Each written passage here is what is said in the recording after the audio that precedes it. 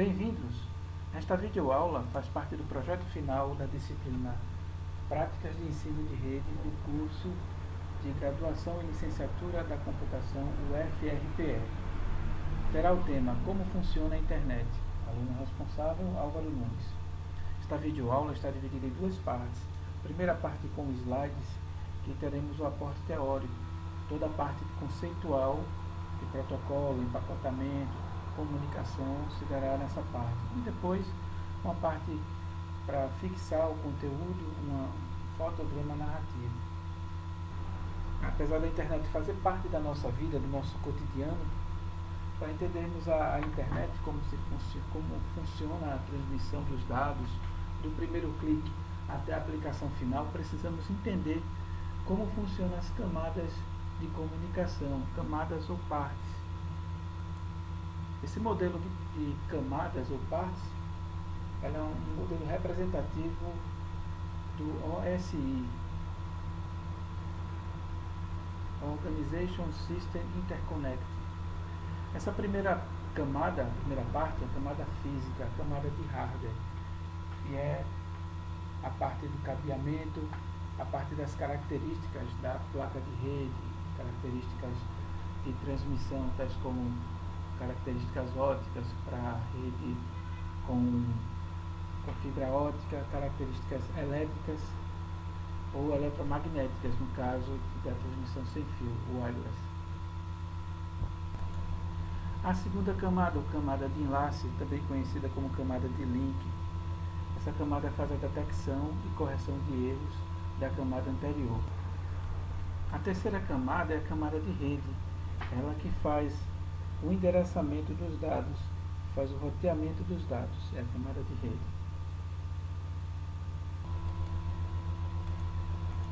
A quarta camada é a camada de transporte. Essa é a camada fim a fim, é a camada que faz a detecção de fluxo, de controle, correção de erro, de uma ponta a outra ponta da comunicação. A quinta camada é a camada de seção.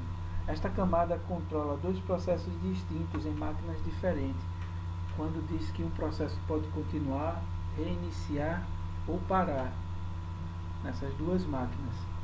É a camada de seção. Abre a seção, inicia, reinicia a seção e fecha a seção de comunicação. A sexta camada é a camada de apresentação. Essa camada é responsável pela tradução dos caracteres dos dados. Também é responsável pela compactação de dados e pela criptografia dos dados. E por último, temos a camada de aplicação, que é responsável pelos softwares que rodam no cliente, no servidor, responsável pelos protocolos de alto nível de comunicação, que são responsáveis por envio e recebimento de e-mail, solicitação de softwares e aplicativos que rodam na web em geral. Mas você deve estar se perguntando, como se dá a comunicação através das camadas da rede? É simples. Cada camada recebe os dados, envelopa e coloca seu selo e passa para a camada seguinte. Assim, a camada física recebe os dados, envelopa, coloca o seu selo e passa para a camada seguinte, camada de enlace, que por sua vez abstrai da camada anterior, envelopa, coloca seu selo e passa para a camada seguinte. E assim sucessivamente.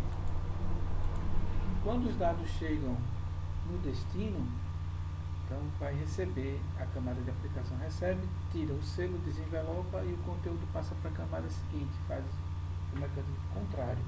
A camada de apresentação vai, desenvelopa, tira o selo, desenvelopa, passa para a camada seguinte e assim por diante. Esse envelopamento com o selo é ilustrativo, na realidade existe um empacotamento. Então cada camada recebe o dado, empacota com o seu pacote e coloca a sua informação, o seu símbolo, o seu marcador. E a camada seguinte faz a mesma coisa, o mesmo processo. Assim até a última camada. Quando chega no destino, faz-se mesma coisa, só que de maneira contrária. Cada camada desenvelopa e passa o dado adiante para a camada seguinte. Bom, pessoal, para entendermos a parte física, vamos abrir aqui o prompt do DOS, prompt do DOS, e dar um comando para a gente visualizar a parte física do computador. Aqui no caso vamos ver a placa de rede, o componente da parte da camada física da rede.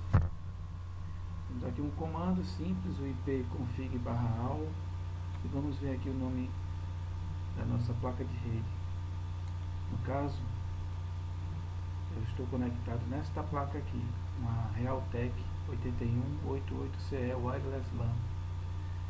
A placa de rede ela tem um número físico, um número único, ou MAC address, que no caso é esses aqui, separado por hífen 446D5-7-A5-P4-38.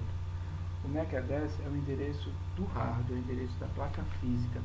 Qualquer equipamento conectado a uma rede, esteja a rede na internet ou não, seja uma rede local ou uma rede externa, não importa que tipo de rede, terá que ter um MAC address, que é o nome da placa na rede. No caso aqui, o nome da placa, o nome do dispositivo de rede, o endereço físico dela.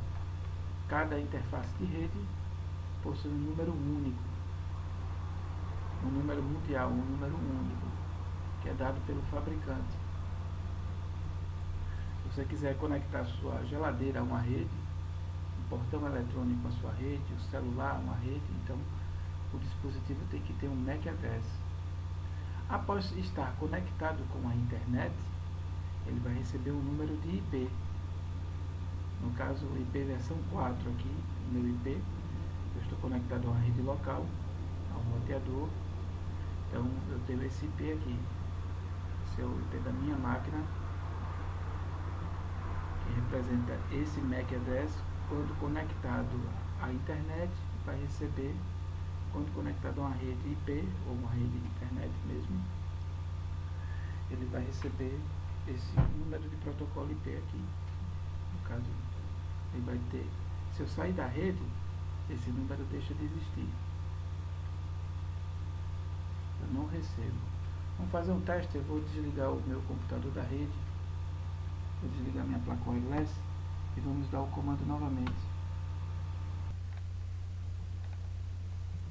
Veja aqui que minha placa de rede continua, o endereço físico dela, ou MAC address, continua, mas ela não possui mais endereço IP. Por quê? Porque ele não está mais conectado a uma rede.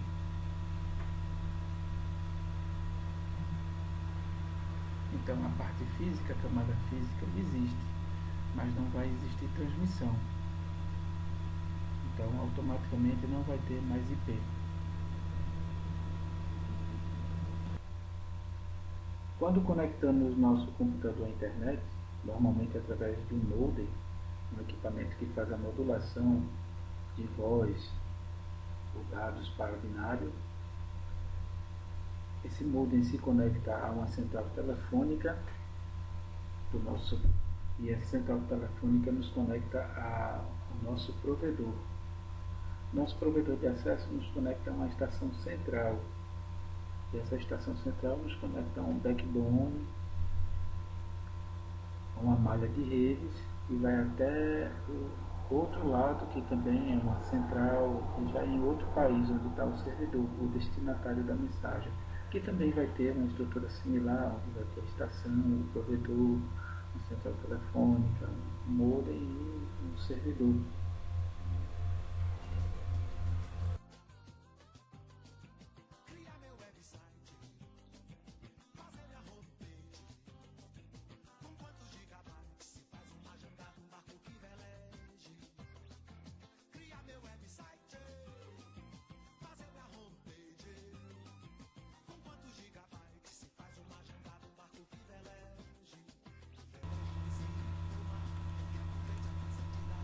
Obrigado por ter assistido esta videoaula. Até a próxima videoaula. Um abraço.